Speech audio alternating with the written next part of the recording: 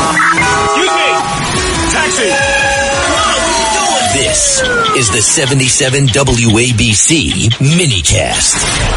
And John, we are back here. Let's go to the Middle East. And who better than a very acclaimed businessman who's in the Middle East, Samir Halimeh.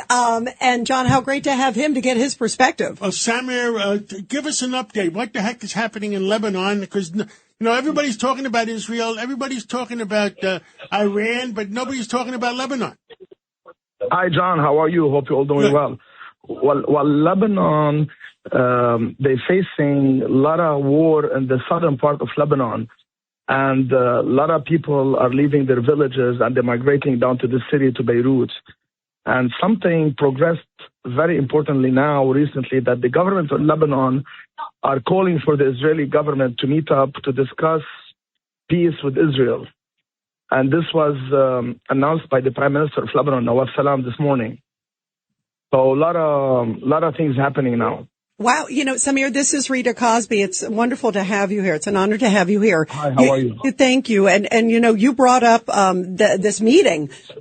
Is there a sense that this is going to happen? Because that could be a big deal if the Prime Minister of Lebanon can work with Israel. Of course, everybody needs to understand there's a difference between the Lebanese government and Hezbollah, although there's obviously a lot of questions, with Hezbollah still able to stay there and function. So there's a lot of complications there. Correct. It's very complicated because the Iranian proxies have been invested for over 30 years or 40 years in Lebanon, and they've been brainwashing their community. And now this is the first time that ever happened that the government of Lebanon calling for meeting with the Israeli government. But unfortunately, the Lebanese government couldn't disarm the Hezbollah the last 2 years. They gave them a period of 2 years to disarm them, but they're incapable to disarm them. So now what's happening, there's a war in the southern part.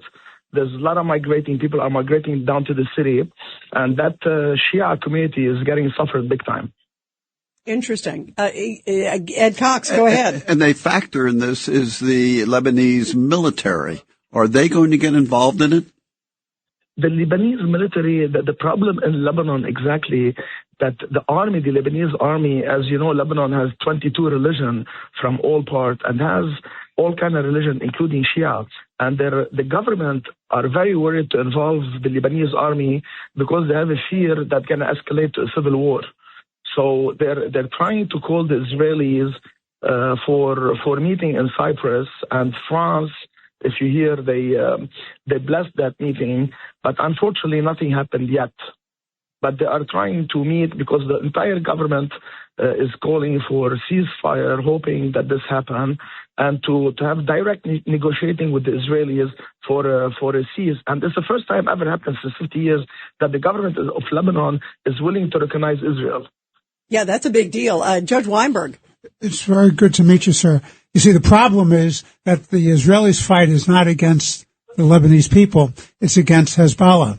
And as you know, this was launched by Hezbollah against the Israeli people. Israel would like nothing better than to have peace with Lebanon. Lebanon has always been a great city, Beirut, a great country, very westernized, very common sense. But the fact is you have a state within a state. It was the banking capital of that whole area. And gorgeous. I mean, beautiful tourism. So what Hezbollah did is come in, infiltrate the country of Lebanon, create a state within a state with their dominant power. That's the problem. I can tell you, all Lebanese, they're looking for peace. Everybody wants peace. But unfortunately, the government is not strong. The Lebanese army forces, they're not even well armed. They're not that strong, and they cannot control locally. They cannot control it locally. And what's happening that Hezbollah are the only armed militia over there, and they are in charge of the arms, especially in the southern part of Lebanon, and they are the one who are, fighting with the Israelis. Samir, tell us about the long relationship between Iran and the Shia in southern Lebanon, the Hezbollah. The way it happened, the Shia, that part of Lebanon, the southern part of Lebanon, has been really suffering for over 50 years. In the past, they suffered by Yasser Arafat and the Palestinians, and they occupied all the southern parts. And then until the Israelis invaded Lebanon in 1982, and then the Palestinians left that part. And then after that, another movement started, which is called Hezbollah, and was fully funded by the Iranian. And then they invested for over 34 years on those people. They built infrastructure for them, they built school, whatever, and some kind of, brainwashing for that part of the country. And those people are thinking that the only one who can defend them is Hezbollah, unfortunately. So they have no faith in the government, and the government is very weak for now, still very weak. Yeah, that is really this is such a powerful topic. So what do you think is ahead, Samir? Because there's so many great. I have a lot of Lebanese friends and know some of the head leaders there in the past too. Where do you think this is headed, and how concerned are they if the war widens? I can tell you, people hoping that the war would widen, people hoping that things will finish and settle. The whole Middle East is on fire. I was in Saudi a few days back, Dubai, Qatar. The whole area is on fire.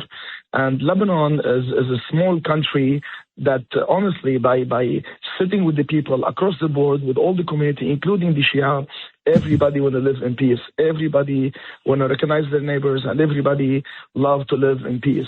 But there's some kind of brainwashing happening, the money investments that been poured for over 30, 40 years through their proxy, and that's exactly what's happening.